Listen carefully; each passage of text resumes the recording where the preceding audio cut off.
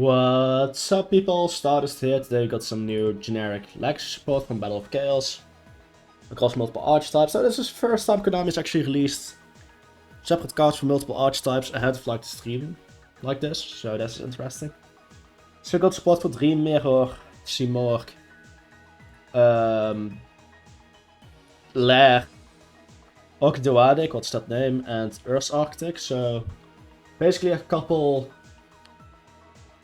well, I'm not trying to sound rude, but worthless archetypes, like archetypes you just don't see play. If you're a fan of those archetypes, don't take this sentence as some kind of offense meant towards you. But you know it's kind of true. And first off we have Nero, the Dream Mirror Heretic. It's level 3 Dark Fiend effect monster, 1000. Both effects are once per turn. If it's card's normal special summon, you can add a Nero, the Dream Mirror Disciple. From your deck to your hand, they can make this card become light.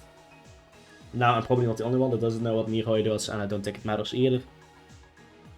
You can tribute another Dream Mirror monster, choose a Dream Mirror monster with a different level from that monster in your deck, add a Dream Mirror of Joy or Dream Mirror of Terror from your deck to your hand. If you do special summon the chosen monster in defense.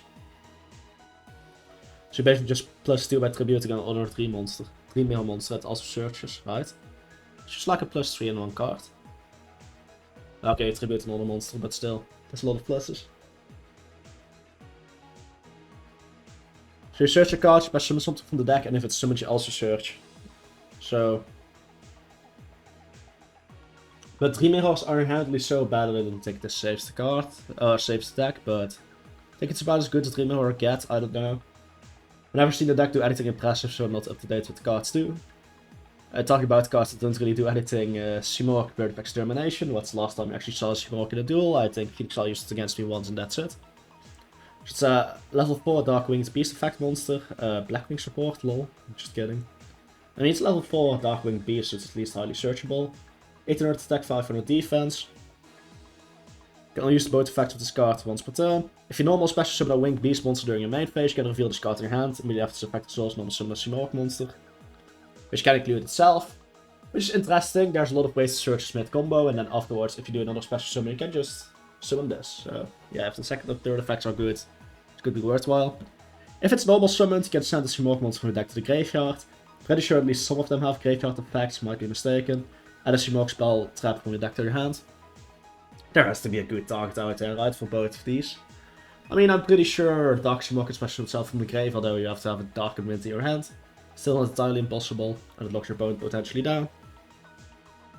And we also raise up on the field cast Oscar Wind attribute, which might matter for Simorgh shenanigans. About as good as Simorgh support will get, I'm just not sure if it's good enough, once again not up to date with their card pool. Alice, Lady of Lament.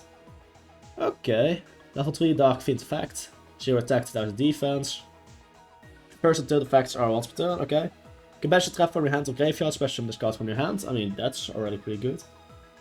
When this card is normal summoned, you can target the Lady of Lament monster in graveyard, special summon it. Okay, that's really good. That could be an instant rank 3, like Cherubini. But there's also some that have graveyard. I believe basically all the other two of them need to search your traps or something. If this card is tributed, or destroyed by your opponent, you can add a fiend monster which combines attack and defense equal to 2000 from the deck to your hand, except itself. Which probably includes the other Lady of Laments. I'm not sure which targets exist. Pretty sure this search inverted Necromancer, although it might not be 2000 defense. I'm not sure how much defense Necromancer has on top of my head. But besides that, there's probably some other interesting targets here that could be used. Yeah, I don't think this card is bad or anything. Just have a hard time imagining what to exactly use this for, but I mean, it doesn't sound bad. Alright, now we have Ogdoadic Flood. That name is still bad. It's like the worst translation we have ever got in Yu-Gi-Oh! Perhaps. Abhyss at least makes sense. What the hell is an Ogdoadic? Anyway, gonna use the first second effect of this card name each once per turn, okay? You can send one monster from your hand or field to the grave, then target the reptile monster with a different original attribute to your grave, special summon it. Set any monster to revive a reptile with a different attribute, regardless of level. Ogdoadic in name, but it can probably be used in other reptile decks. Sounds really good. During the main phase, if a monster is sent to your opponent's graveyard, you can send a reptile monster from the deck to the grave. I mean, this is a pretty good card for a not that great deck. Ursarctic, the deck that's probably one of the weakest synchro decks ever. Ursarctic Radiation Continuous spell. Activate this card by placing 7 counters on it. Why 7? There's probably a reason for that, but I don't get it. As you can only control 1 copy of this card. Each time an Ursarctic monster is special from the hand or extra deck, you can remove 1 card from this card, draw 1 card. This had no one's per turn, so theoretically if you go into a synchro that's 3 draws, you basically break even an advantage. Depending on which monster you use, you might even get a plus there. That's pretty decent. What per turn during each end phase, you can target an Ursarctic card in your graveyard, except itself, shuffle it into the deck. Okay, so this also shuffles back extra deck monsters, for example. Really great card actually. This might make Ursarctic playable.